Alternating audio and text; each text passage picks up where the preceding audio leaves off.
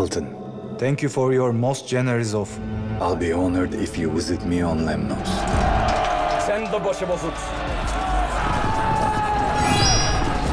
I will fight against the clock. Time's a limited gift from God.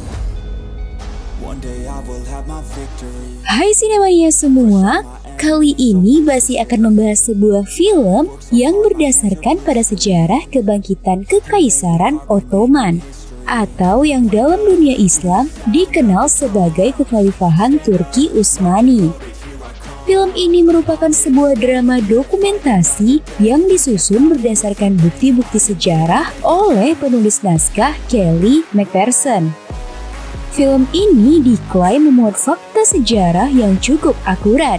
Bintang-bintang yang dilibatkan dalam pembuatan film ini pun kebanyakan aktor dan aktris berkebangsaan Turki seperti Cimyigit Zamalov, Osman Sonan, Tulga Tekin, dan Tumba Bayukastun. Film ini merupakan sebuah serial yang terdiri dari 6 bagian. Namun untuk mempersingkat waktu, Basi akan merangkum season pertama ini menjadi satu video saja. Tanpa memperpanjang spoiler, mari kita mulai pembahasannya. You must trust me, teacher.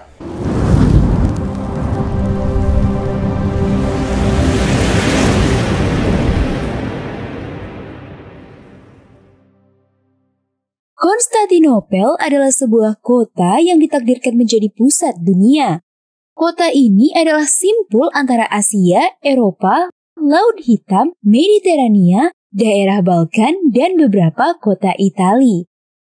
Pada tahun 1451, penguasa Konstantinopel adalah Konstantinus XI sebagai Kaisar Bizantium Romawi Timur. Konstantinopel sudah mengalami 23 kali penyerangan dari berbagai bangsa, namun selalu gagal karena benteng pertahanannya yang amat kuat. Di seberang Selat Bosporus, Kekaisaran Turki Utsmani atau yang dikenal juga dengan Ottoman merupakan musuh yang sangat ingin menguasai Konstantinopel. Di Provinsi Aija, gubernurnya adalah putra Sultan Murad II yang bernama Mehmed II. Hari itu seorang utusan datang menemui sang pangeran. Zaganos mengabarkan bahwa Sultan Murad II sudah wafat dan sang pangeran diharapkan segera menuju ke istana. Mereka pun segera menuju ibu kota Adrianopel. Sesampainya di ibu kota, Mehmed disambut oleh penasihat kerajaan Wazir Chandala Halil yang juga adalah gurunya sewaktu remaja. Halil menyambut Mehmed seperti seorang tua yang menyambut anaknya. Akan tetapi Mehmed yang ingin mengukuhkan kedudukannya justru menuntut agar sang wazir menghormatinya sebagai seorang sultan yang berkuasa. Mehmed lalu masuk ke ruangan sultan. Dia teringat sejenak dengan sang ayah. Look at me. Do you remember me? I promised you your time would come. Kedatangan seorang perempuan memutus lamunan Mehmed. Perempuan ini adalah Mara Bronkovic, salah satu istri Sultan Murad yang selalu memperlakukannya seperti anak sendiri. Maralah tempat Mehmed berkeluh kesah ketika dia dimarahi ayahnya di masa lalu. Mehmed pun akhirnya naik tahta menggantikan ayahnya Sultan Murad II. Pengikutnya terbagi menjadi 2 kelompok. Para menteri tua di bawah kendali Chandala Halil yang masih meragukan kemampuan sang sultan muda, dan pengikut muda di bawah Zaganos yang setia kepadanya. Sebenarnya Mehmed II memiliki seorang paman bernama Pangeran Orhan yang berada di Konstantinopel. Pangeran Orhan ditahan oleh Konstantinus XI sebagai tawanan politik. Ketika Mehmed naik tahta di umur 19 tahun, Konstantinopel meminta pembayaran upeti 3 kali lipat atau mereka mengancam akan membebaskan Pangeran Orhan dan membantunya merebut tahta Ottoman yang juga merupakan haknya. Hal itu membuat Mehmed marah dan berencana membangun benteng di ujung Selat Bosporus, menjelang pintu masuk Golden Horn milik Kekaisaran Bizantium itu. Chandala Halil menyatakan keberatannya. This is not diplomacy.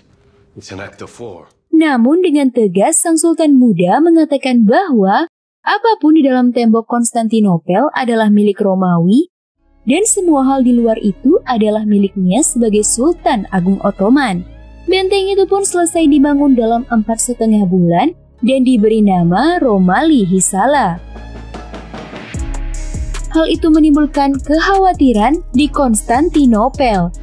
Para penasihat kaisar menilai bahwa pembangunan benteng Rumeli Hisala adalah sebuah provokasi untuk memulai perang terhadap Konstantinopel. Secara ketentaraan sebenarnya Konstantinopel tidaklah terlalu kuat. Mereka hanya unggul dalam pertahanan karena benteng 3 lapis yang melindungi kota mereka. Kaisar Konstantinus berencana mengirim surat ke Sri Paus untuk meminta bantuan pasukan Katolik dari Eropa untuk menangani masalah dengan Ottoman. Situasi mendesak membuat Grand Duke Lukas Nataras mengundang Chandala Halil untuk membicarakan masalah itu. Mereka pun bertemu di sebuah rumah makan di Silembria. Tujuan Lukas adalah untuk meminta Halil mempengaruhi Sultan Mehmed II agar mengurunkan niatnya menyerang Konstantinopel. Sebenarnya kedua orang ini bukan berkhianat. Mereka hanya tak mau terjadi perang antara kedua negara yang justru akan membuat kekacauan di daerah itu. Namun pertemuan mereka ternyata diawasi oleh seorang mata-mata sang sultan. Mehmed menjadi marah sekali mendapat berita tersebut. Namun Mara berusaha menenangkannya. Menurut Mara, Mehmed justru harus merangkul Halil agar berdiri di sisinya. Tidak akan bagus bagi reputasi seorang sultan yang baru diangkat jika dia menghukum seorang menteri tua yang selama ini dinilai setia oleh para pejabat istana. The Sultan requests your presence at the palace. Malam itu juga Chandala Halil dipanggil menghadap sang sultan. Sultan Mehmed mengatakan bahwa dia baru saja bermimpi bertemu dengan ayahnya dan pendiri Ottoman, Sultan Osman Gazi, yang membimbingnya menuju Konstantinopel. Di mimpi itu, dia juga melihat Chandala Halil ikut mendampinginya memasuki kota Konstantinopel. Saat itu, sang sultan terang-terangan mengatakan kepada Halil bahwa dia berniat menaklukkan Konstantinopel di bawah kekuasaan Kesultanan Ottoman.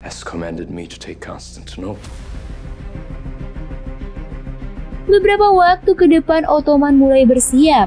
Sultan Mehmed berhasil menghimpun 80.000 orang prajurit untuk penyerangan yang direncanakannya. Dalam 6 bulan Ottoman berhasil merebut semua pos pertahanan Bizantium Romawi yang berada di luar benteng Konstantinopel. Dia juga memanggil seorang ahli meriam berkebangsaan Hungaria bernama Orban. Dia memperlihatkan sebuah rancangan meriam raksasa dengan laras sepanjang 8 meter. Sebuah meriam terbesar sepanjang masa yang dinamai Basilika. And I call it Basilika.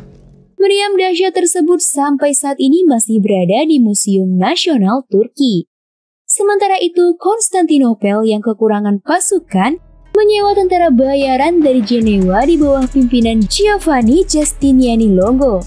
Giustiniani adalah bekas bajak laut yang akhirnya membentuk sekelompok tentara bayaran yang menyediakan jasa untuk mempertahankan benteng-benteng kota di masa itu. Kaisar Konstantinus II menawarkan Pulau Lemnos sebagai bayaran jika Giustiniani berhasil mematahkan serangan Kesultanan Ottoman terhadap Konstantinopel. Pada bulan Maret 1453, pasukan Ottoman mulai bergerak menuju Konstantinopel. Dalam rombongan itu juga terdapat pasukan Janissary, sebuah pasukan elit Ottoman yang amat ditakuti karena kelincahannya dalam pertempuran jarak dekat. Terjadi kehebohan dan kecemasan pada masyarakat Konstantinopel saat itu.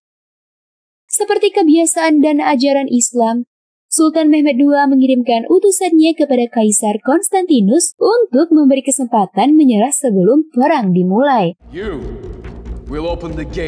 Namun tentu saja Kaisar Konstantinus tak mungkin memberikan kota yang sudah berumur ribuan tahun itu dengan begitu saja. Tawaran perdamaian itu pun ditolak.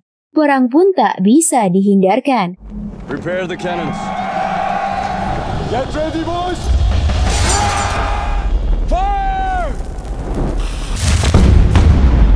Meriam Basilika menyalak dengan hebat memuntahkan bola besi berapi dengan diameter 1,5 meter. Tembok Konstantinopel pun mengalami kerusakan yang parah. Sayangnya terjadi hal yang tak terduga. Basilika itu mulai mengalami keretakan di larasnya karena tembakan yang terus-menerus. Orban yang melihat kondisi Maria memutuskan untuk mendinginkan Basilika dengan menghentikan tembakannya. Basilika hanya bisa ditembakkan dengan jarak 3 jam sekali. Sementara Justiniani memerintahkan pasukannya untuk menumpuk ulang puing-puing reruntuhan tembok Konstantinopel menjadi sebuah penghalang baru. Setelah 6 hari pengepungan, Justiniani berencana melancarkan serangan balasan. Dia membawa pasukan keluar dari tembok Konstantinopel. Mereka berhadapan dengan pasukan terdepan Ottoman. Serangan mendadak yang tak terduga itu membuat kerugian yang besar pada pasukan Ottoman. Perang hari itu dimenangkan oleh Justiniani. Sultan Mehmed menjadi sangat kesal dan menemui Orban. Dia meminta agar Basilika ditembakkan secara terus-menerus. Orban menerangkan bahwa meriam raksasa itu tak akan tahan jika tidak didinginkan terlebih dahulu. Namun sang sultan tak peduli dan terus memaksa. Akibatnya sungguh luar biasa. Sebuah meriam Basilika meledak. Sang sultan juga terkena ledakan itu hingga ia jatuh pingsan. Dalam pingsannya, Mehmed bermimpi tentang masa kecilnya.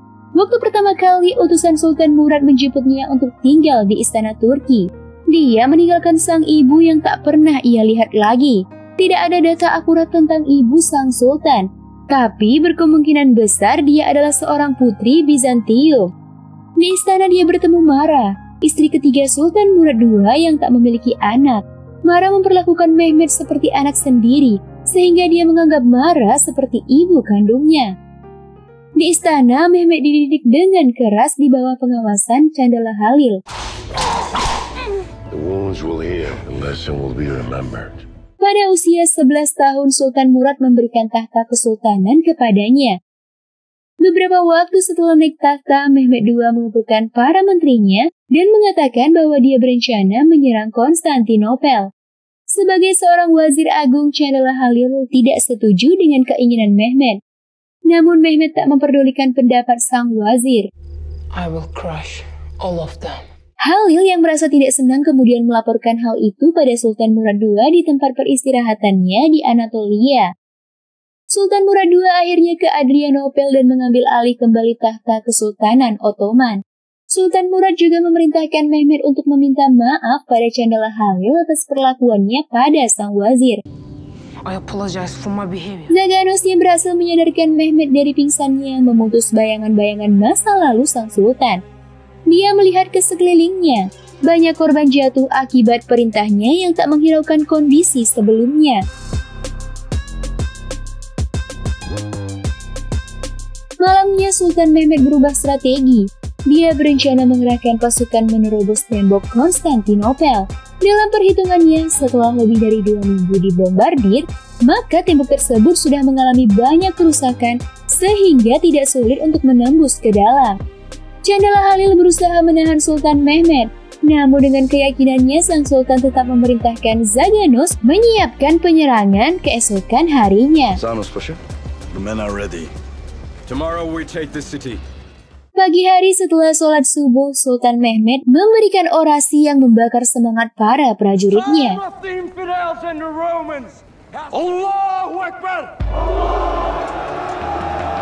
Pasukan Ottoman menyalakan obor yang banyak di garis depan. Mereka juga menabuh genderang perang yang sangat mengintimidasi pasukan Konstantinopel yang berada di balik tembok. Akan tetapi, Justiniani yang sudah berpengalaman dalam pertahanan juga mengatur strategi. Dia memerintahkan pasukannya untuk bertarung di belakang parit tembok, menjaga setiap jembatan masuk menuju tembok kedua dan menghabisi setiap prajurit Ottoman di sana. Pertempuran pun dimulai. Pasukan Ottoman melepaskan panah-panah api. Kemudian pasukan Janissary pun mulai merengsek maju. Akan tetapi gerakan mereka terbatas karena bertarung di area yang sempit. Jumlah yang banyak tersebut tak terlalu berguna saat itu. Hari itu pasukan Sultan Mehmed II masih belum berhasil menyentuh dinding Konstantinopel dan justru mengalami kerugian yang cukup besar.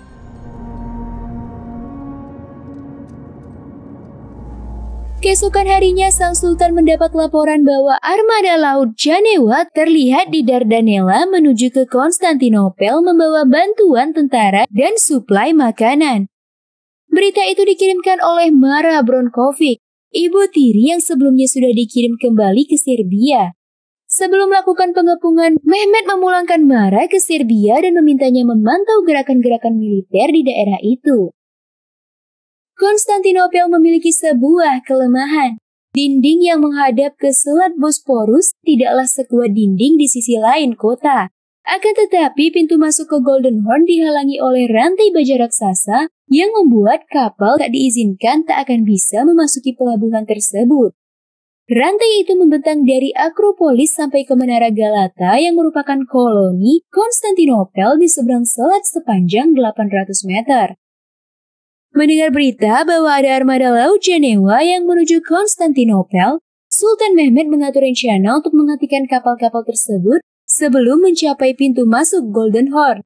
Sang Sultan memerintahkan admiralnya, Bartolo Sulaiman, untuk menghadang setiap kapal yang datang menuju ke Golden Horn. Bartolo pun segera menjalankan titah Sang Sultan. Ia membawa armada laut Turki untuk menghadang kapal Janewa di Laut Marmara, di depan pintu masuk Golden Horn.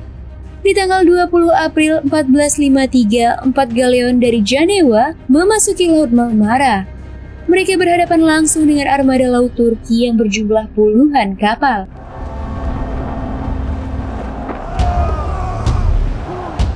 Sementara di darat, Sultan Mehmet mengerahkan orang-orang untuk menggali terowongan di bawah tembok Konstantinopel yang akan digunakan sebagai terowongan masuk ke kota tersebut. Namun sayangnya Kaisar Konstantinus sudah mengantisipasi para penggali itu. Konstantinopel menggunakan jasa John Grant, seorang ahli pertambangan di masa itu, untuk mendeteksi penggalian di bawah tanah. Dengan ember diisi air yang diletakkan di beberapa tempat, John Grant bisa memprediksi apa yang terjadi dalam tanah di bawah ember-ember tersebut. Dia memerintahkan anak buahnya untuk memotong jalur penggalian orang-orang Serbia dan dengan mudah menghancurkan rencana Sang Sultan.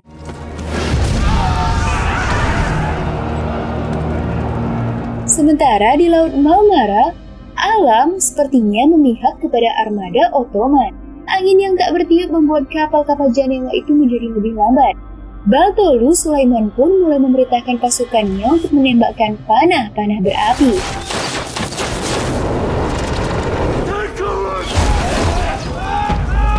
Armada Ottoman dengan puluhan kapal-kapal kecil yang disebut Hadirika pun mulai merapat dan berusaha menaiki kapal musuh.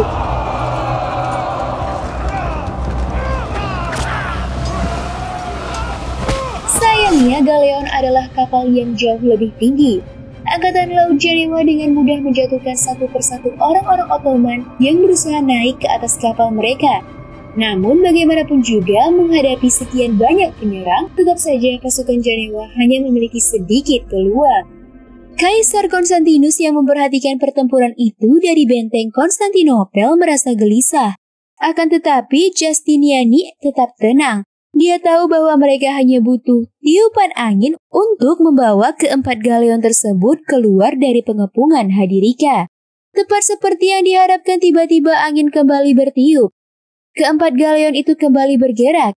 Bahkan sang admiral Bartolo Sulaiman pun juga terluka. Sultan Mehmet sekali lagi harus melihat kegagalan rencananya. Sang Sultan langsung memanggil Bartolo Sulaiman dan berencana menjatuhkan hukuman mati atas kegagalannya. Bartolo tak membela diri, ia menerima kesalahan yang ditimpakan kepadanya. Dia hanya memohon agar Sang Sultan mau mengampuni anak buahnya. And I will gladly die here by your sword and forgive my men. Akan tetapi Chandala Halil berusaha menghalangi dan meredakan kemarahan Sultan Mehmet. Beberapa petinggi militer Ottoman juga membela sang admiral dan memohon ampunan untuknya pada Sultan Mehmet. Akhirnya Mehmet II mengampuni Bartolo dan hanya memberi hukuman 100 cambukan kepadanya. Give him 100 lashings. Sementara itu Lukas Notara keluar dari Konstantinopel melalui saluran air tua yang sudah tak dipakai lagi. Dia langsung menuju ke perkemahan pasukan Ottoman. And what's your business here? I'm a Roman nobleman with news that could help. Mendengar bahwa dia adalah orang Romawi, prajurit yang sedang berjaga itu pun menghajarnya. Lukas pun tersadar di tenda Candala Halil. Kedatangan Lukas Nataras memang bertujuan menemui sang wazir agung. Ia mengatakan bahwa secara teori, pasukan Ottoman sudah gagal menaklukkan Konstantinopel. Akan tetapi mental Kaisar Konstantinus juga tidak begitu bagus. Seandainya Sultan Mehmed menawarkan gencatan senjata dan membiarkan Konstantinopel, maka dia akan berusaha mempengaruhi sang kaisar untuk memenuhi permintaan Kesultanan Ottoman. Setelah Candala Halil menyampaikan pertimbangannya tentang menghentikan penyerangan ke Konstantinopel, Sultan Mehmed berpikir keras. Mereka sudah terlalu lama mengepung kota itu dan tak membuahkan hasil.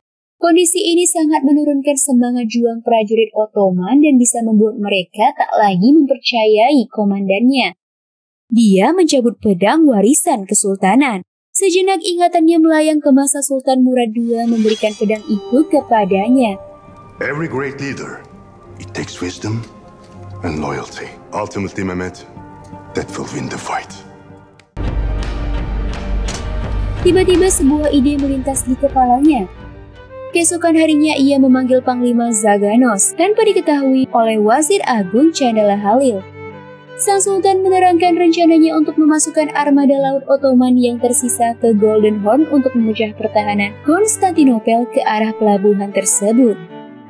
Karena rantai baja raksasa yang menghalangi pintu masuk pelabuhan itu tak mungkin ditembus, maka Sultan Mehmed berencana memasukkan armada laut Ottoman melalui jalur darat.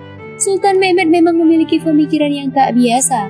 Di waktu remaja dia pernah menguji menteri-menterinya termasuk Candala Halil untuk mengambil sebuah apel yang diletakkannya di tengah karpet tanpa menginjak karpet tersebut. Tak satu pun dari para menteri itu yang bisa melakukannya. Mehmed mudah memberikan jawaban dari ujian itu dengan menggulung satu sisi karpet sehingga dia bisa mengambil apel tersebut tanpa harus menginjak karpet. Dan sekarang dia berpikir untuk memindahkan kapal-kapal Hadirika yang tak terlalu besar melalui jalur darat. Sang Sultan segera memerintahkan orang-orangnya untuk menebang pohon di perbukitan Pera yang melingkari koloni Galata di benua sepanjang 2,5 km untuk menyeret kapal-kapal Hadirika melalui jalur darat. Beberapa waktu kemudian Candala Halil melaporkan bahwa dia mendapat laporan dari Telik Sandi yang mengatakan bahwa armada laut Venesia tengah bergerak menuju Konstantinopel untuk memberikan bantuan. Angkatan Laut Venesia bukanlah armada yang bisa diremehkan. Sang Wazir Agung mendesak agar Sultan Mehmed memberikan opsi gencatan senjata pada Konstantinopel seperti yang diusulkannya waktu itu. Akan tetapi Sultan Mehmed yang sudah memiliki rencana baru meminta sang Wazir Agung untuk mempercayainya kali ini. Trust me, teacher. Sultan Mehmed memang merahasiakan rencananya memindahkan 70 Hadirika yang tersisa dari Candala Halil. Dia merasa bahwa semakin sedikit orang yang mengetahui rencananya, maka semakin tinggi tingkat keberhasilan rencana tersebut. Beberapa hari kemudian Mehmed menerima kunjungan dari Lord Lomelini, penguasa Benoa. Lomelini adalah orang netral dan dia tidak ingin terlibat dengan peperangan antara Ottoman dan Konstantinopel. Kesempatan itu dimanfaatkan oleh Sultan Mehmed untuk mengancam penguasa Benoa tersebut. Jika apa yang dilakukannya di hutan Benoa sampai bocor ke pihak musuh, maka dia akan menghancurkan Benoa terlebih dahulu sebelum menduduki Konstantinopel. Sultan Mehmed juga memindahkan beberapa meriamnya di belakang Galata dan membobardir Golden Horn melewati Galata. Itu ia lakukan untuk mengaburkan suara penebangan yang dilakukan di tempat itu. Namun tembakan itu membuat resah warga Galata dan membuat Lord Lomelini terpaksa kembali menemui Sultan Mehmed. Sang Sultan mengatakan bahwa dia akan menghentikan meriam-meriam tersebut jika sang gubernur mau bekerja sama dengannya. Atau dia bisa saja mengarahkan meriam tersebut ke Galata jika Lomelini mengkhianatinya. If one of our cannons mistakenly hit your beautiful tower. Gubernur Benoa itu pun tak punya pilihan lain terkecuali tunduk kepada permintaan sang Sultan. Setelah penebangan selesai, kapal-kapal Hadirika pun mulai dipindahkan. Tanggal 22 April 1453 terjadi kehebohan di Konstantinopel. Orang-orang Romawi terkejut melihat 70 kapal perang Ottoman sudah berada di dalam daerah Golden Horn. The bastards are in the horn. How could this be? Kemudian sang sultan memerintahkan Panglima Zaganos memindahkan meriam ke Romali Hisala untuk menembak ke arah Konstantinopel. Move your artillery from Galata to the harbor below.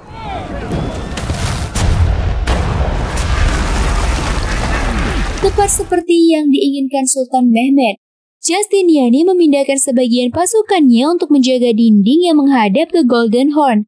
Kekuatan Konstantinopel menjadi terpecah. Kaisar Konstantinus XI segera menggelar rapat dengan para petinggi militernya. Kaisar Konstantinus memerintahkan armada laut Konstantinopel menyerang dan menghancurkan kapal-kapal Ottoman yang sudah berada di Golden Horn. Kaisar menyerahkan tugas itu pada admiral andalannya Giacomo Cocco. Malam itu juga seorang pelayan setia Lukas Nataras keluar melalui lorong rahasia Konstantinopel. Dia ditangkap oleh pasukan Ottoman dan dihadapkan pada sang sultan. Ana terkejut ketika dia mendengar Sultan Mehmed berbicara dalam bahasa Yunani. Dia lebih terkejut lagi ketika sang sultan mengutip sebuah ayat Bible. You know the Bible? Yes. Akhirnya Ana memberitahukan pada Sultan Mehmed bahwa Konstantinopel sedang bersiap untuk menghancurkan kapal-kapal Turki yang sudah berada di Golden Horn. Tujuan Ana bukanlah untuk mengkhianati Konstantinopel. Dia hanya berharap agar perang cepat berakhir dan kehidupan mereka kembali seperti dahulu. Dia meminta Sultan Mehmed menarik mundur pasukannya agar perang tak semakin berlarut-larut. Setelah sejauh ini, tentu saja Sultan Mehmed tak akan menghentikan rencananya. Ana pun tak bisa berkata apa-apa lagi. Dia hanya memohon agar jika Ottoman berhasil menaklukkan Konstantinopel, sang sultan mau bermurah hati dan tidak mengganggu penduduk kota yang tak berdosa. I beg you. Be kind. Pada tanggal 28 April 1453, persiapan penyerangan terhadap armada Ottoman di Golden Horn pun dimulai. Giacomo Cocco membawa banyak minyak untuk membakar ke 70 kapal Hadirika yang berada di sana. Dan ketika kapal-kapal Konstantinopel itu mendekat, ternyata meriam-meriam Ottoman sudah bersiap di pinggiran pelabuhan Galata. Justiniani akhirnya sadar bahwa Lord Lomalini sudah mengkhianati mereka. Dia mengizinkan Sultan Mehmed memasukkan meriamnya ke Galata. Situasi menjadi berbalik.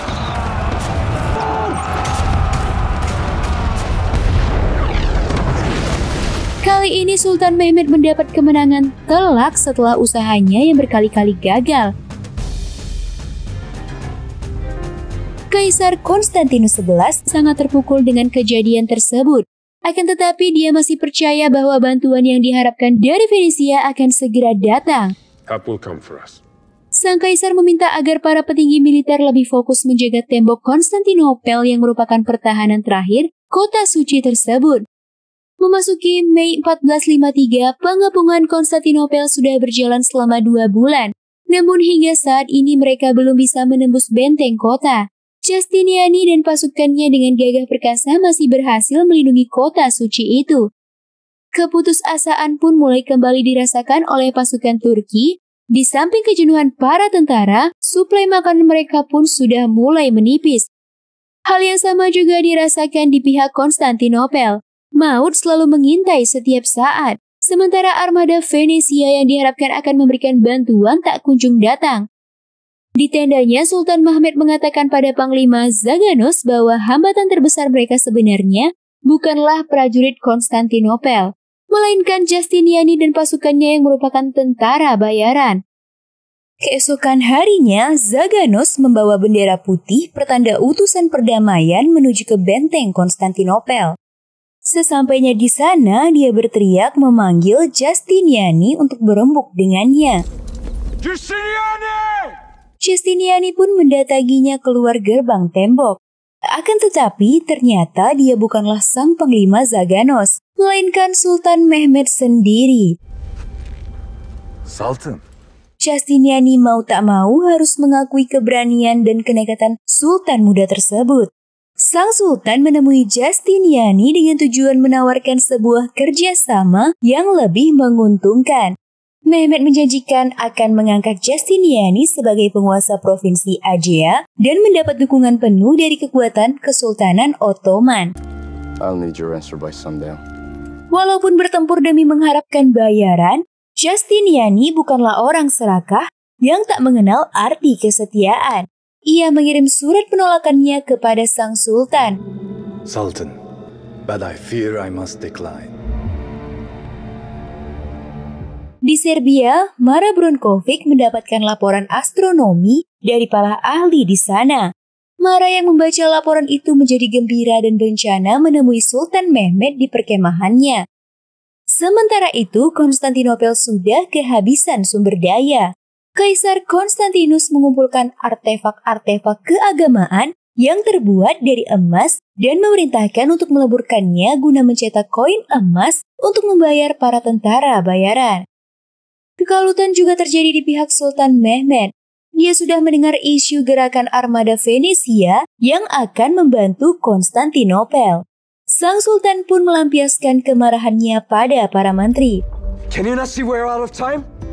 Out of my sight. All of you. Setelah Sultan membubarkan para menterinya, Chandala Halil tetap tinggal di sana. Dia kembali menawarkan meninggalkan Konstantinopel dengan beberapa syarat. Sultan Mehmet yang sudah kehilangan kepercayaan dirinya menyetujui usul sang wazir agung dan memintanya merancang tuntutan yang akan diberikan kepada Konstantinopel. Akan tetapi keesokan harinya, Sultan Mehmet menerima sebuah pesan. Membaca surat yang ditulis oleh Mara itu, sang Sultan segera meninggalkan perkemahan. Dia menemui Mara di pinggir hutan seperti yang dituliskannya di surat tersebut. Mara mengatakan dengan jelas bahwa apapun yang terjadi, Mehmet tak boleh meninggalkan perperangan. Remember what I told you long ago? Dia menyuruh sang Sultan untuk melihat ke arah bulan. Malam itu ternyata adalah gerhana bulan merah yang dikenal sebagai Blood Moon. Berdasarkan kepercayaan kuno Turki, jika bulan berwarna merah darah, maka itu adalah waktu untuk mewujudkan semua keinginan. Akan terjadi perputaran nasib yang tak pernah bisa dibayangkan manusia. Mara mengatakan bahwa ini adalah waktu yang tepat untuk menyerang Konstantinopel. You must not doubt yourself on your throne in Constantinople. Mehmet tersadar dan segera bergegas kembali ke perkemahan. Ketika Sultan Mehmet sampai di perkemahan, dia mengabaikan persyaratan yang akan diajukan pada Konstantinopel. And we will take the city. Dia justru memerintahkan seluruh pasukan untuk bersiap melakukan penyerangan terakhir. Di sisi lain, orang-orang Romawi seperti juga kebanyakan bangsa-bangsa di belahan dunia lainnya justru menganggap bahwa munculnya Blood Moon adalah sebuah pertanda sial. Pagi harinya, Chandala Halil kembali menemui Sultan Mehmet di tendanya. Sang wazir agung berusaha membujuk Sultan untuk membatalkan rencana penyerangan. Akan tetapi Mehmet yang amat sangat yakin dengan pertanda alam, tak lagi memperdulikan pendapat Chandala Halil. Dan tiba-tiba sebuah pertanda baru kembali muncul. Mereka melihat sebuah cahaya bersinar di atas kubah Hagia Sophia. Fenomena itu membuat pasukan Turki kembali mendapat tambahan semangat. Di lain sisi, Konstantinopel melihat fenomena itu sebagai pertanda buruk. Grand Duke Lukas Nataras mengusulkan agar Kaisar Konstantinus XI segera meninggalkan kota sementara dia dan Justiniani akan mempertahankan tembok Konstantinopel. Namun sang kaisar bukanlah seorang pengecut. Jika Konstantinopel harus takluk di bawah serangan Ottoman, maka itu juga berarti adalah kematiannya. Dan dia sudah mempersiapkan diri untuk hal itu. Take up your swords and join me in this battle. 29 Mei 1453 setelah sholat subuh, Sultan Mehmet II memerintahkan Maryam Basilika untuk memulai menembak. Kemudian dia memberi orasi untuk membakar semangat pasukannya. Let us now fulfill our destiny. The red apple will be given to the faithful. Hal yang sama juga dilakukan Kaisar Konstantinus XI di balik tembok Konstantinopel. We are the protectors. They will be watching. Setelah serangan meriam yang bertubi-tubi, Sultan Mehmed mulai menggerakkan pasukannya. Sebagai pembuka, dia mengirim pasukan Basi Bazok. Basi Bazok adalah pasukan yang dibentuk dari para tahanan yang menginginkan kebebasan mereka. Karena dasarnya adalah para penjahat yang dihukum, Basi Bazok tentu saja memiliki tingkat keganasan yang luar biasa. Pasukan pertama ini dilepaskan bukan dengan tujuan memenangkan pertempuran. Mereka hanya bertugas membuat lelah dan mengurangi tenaga pasukan Justiniani yang mempertahankan tembok Konstantinopel. Beberapa jam setelah itu, Sultan Mehmed mulai mengirimkan pasukan Adrianopel yang merupakan tentara biasa. Send the regulars. Akan tetapi dengan perhitungan yang sangat matang, Justiniani masih bisa mempertahankan posisinya. Dia juga menggunakan meriam-meriam kecil untuk menghancurkan gelombang serangan pasukan Adrianopel.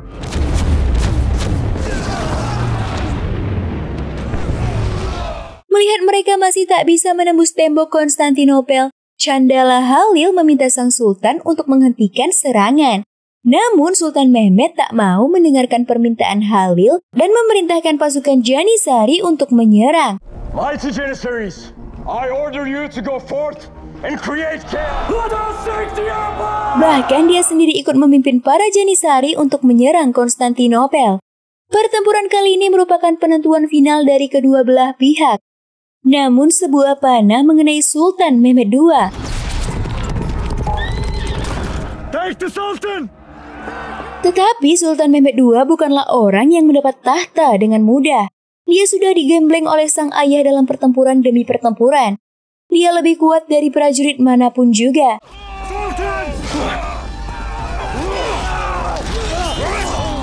Melihat sang sultan mengamuk, semangat pasukan Ottoman pun terbakar. Mereka berjuang dengan sepenuh tenaga. Melihat situasi yang tak menguntungkan, Justiniani memerintahkan pasukannya untuk mundur ke balik tembok. Para Janissary terus merengsek maju dan mulai memasuki tembok Konstantinopel dari celah-celah yang sudah terbuka. Bahkan Justiniani sendiri terluka pada pertempuran kali ini.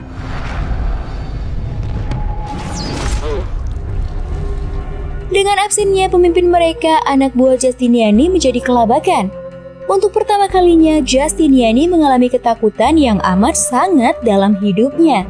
Dia kehilangan semangat dan mengundurkan diri dari pertempuran itu. Sorry. You can't go, Justiniani. It's no good, Emperor.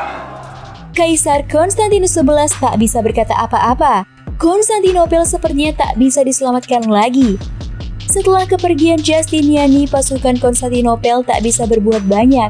Justiniani lah yang menjadi penjaga kota sesungguhnya. Kaisar Konstantinus XI pun tak punya pilihan lain. Walaupun dia tahu bahwa dia tak akan selamat, dia tetap menceburkan diri ke dalam pertempuran. Baginya mati dalam keadaan berdiri lebih terhormat daripada hidup dengan bertekuk lutut.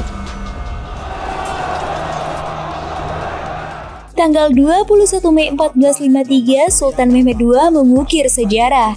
Dia menaklukkan Konstantinopel yang tak pernah terkalahkan selama 1700 tahun pada umur 21 tahun. Sang Sultan langsung menuju Hagia Sophia. Tak lama kemudian Zaganos menghadapkan Lukas Notaras pada Sultan Mehmed. Sang Grand Duke berusaha menjilat Sultan Mehmed dengan memberikan sekotak emas sebagai persembahannya. Dia juga mengatakan bahwa dia berteman dengan Chandala Halil dan telah berusaha menghentikan perang ini sesegera mungkin.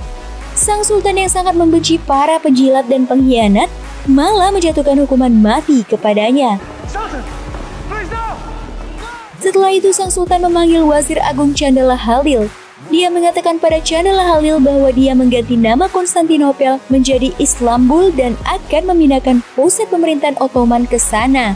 Dia juga mengatakan bahwa dia tak bisa menerima pengkhianatan. Sultan Mehmed juga menjatuhkan hukuman mati pada sang Wazir Agung yang adalah gurunya sendiri. Setelah kejadian itu, Sultan Mehmed mendapat julukan Al-Fatih yang berarti sang penakluk. Mehmed Al-Fatih. Lama-kelamaan pun nama Istanbul berubah menjadi Istanbul. Dan season pertama dari sejarah kebangkitan Kesultanan Ottoman pun selesai hingga di sini. Sampai jumpa lagi pada video-video basi berikutnya. See you guys! One day I will have my victory.